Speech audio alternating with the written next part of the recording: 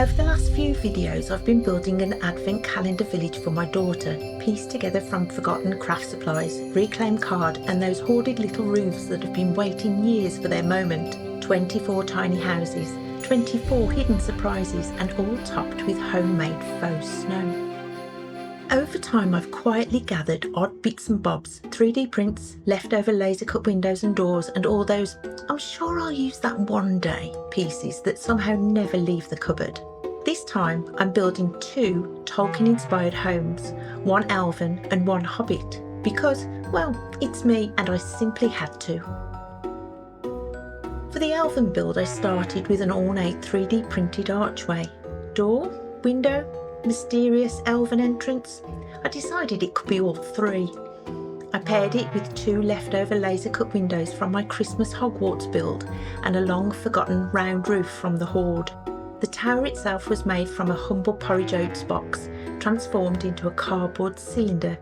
With openings cut out for the doorway and windows, I rolled a stone texture into the very last lump of foam clay I had and wrapped it around the base before coating everything in my homemade texture paste, a mix of grout, PVA glue, water and paint.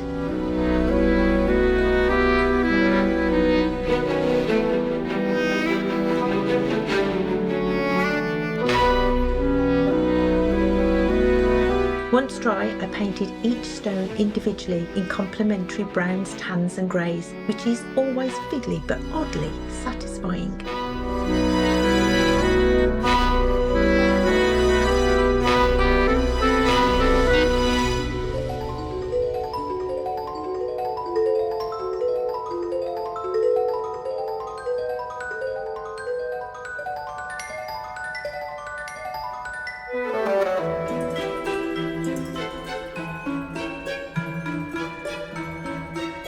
I then remembered I had some stained glass window film stashed away, tested it behind the doorway and glued it in place before attaching the door and windows.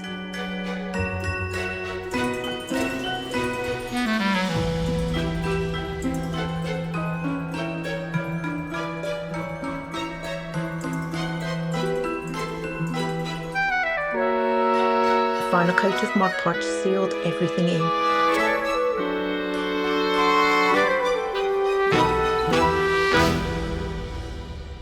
For the Hobbit house I reached for a tea box, as you do, along with spare windows from my Snow White's cottage build and a round terrain tabletop that felt just right for a Hobbit-sized door.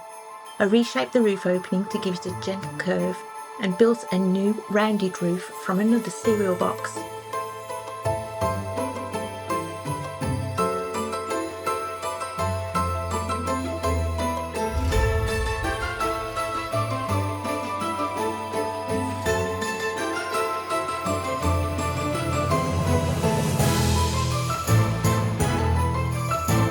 Window openings were cut, the windows glued in first, and then paper clay was added to the front of the house.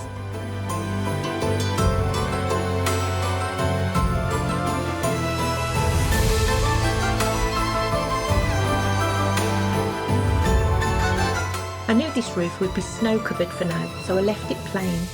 I can always add faux grass in the future if needed.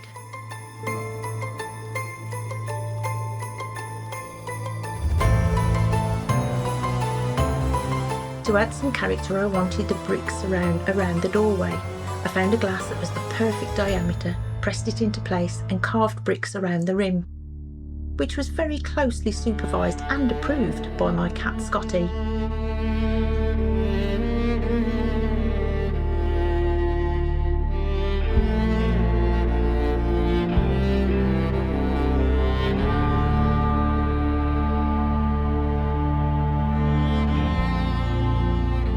Once the clay was trimmed back from the windows, I glued the door and bricks in place and added awning details and windowsills using craft foam.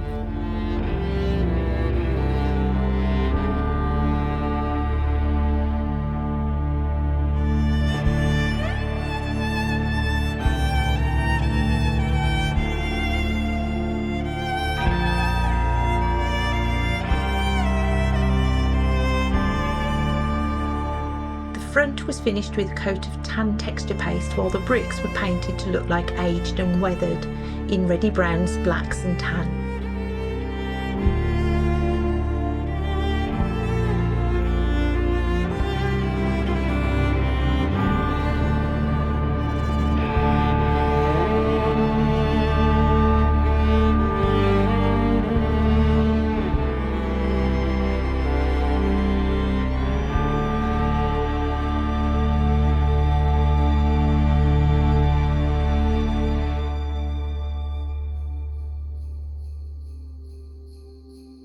Each building was then wrapped in cling film, layered with glue-soaked toilet tissue and topped with my homemade faux snow, made from clear PVA glue and baking powder.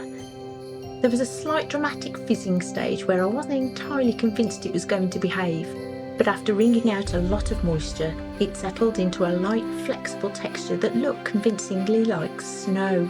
Perfect! Once dry, the snowy layers lifted away neatly, leaving removable roof caps so these buildings can live many lives beyond Christmas. Each gift was wrapped and numbered, not the houses, so Willow has to hunt for the correct building each day. Inside, a battery tea light glows softly through those colourful windows, and that's 2 more buildings finished for this part of the Advent village.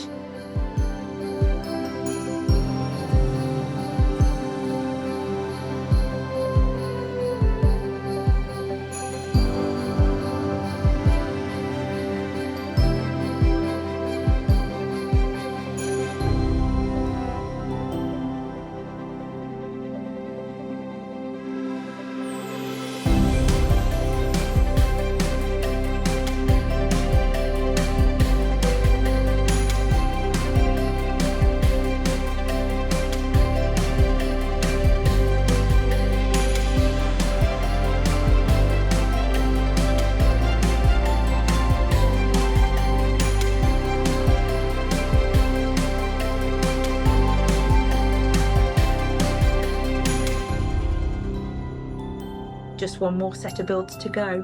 Until then, happy crafting. Bye bye.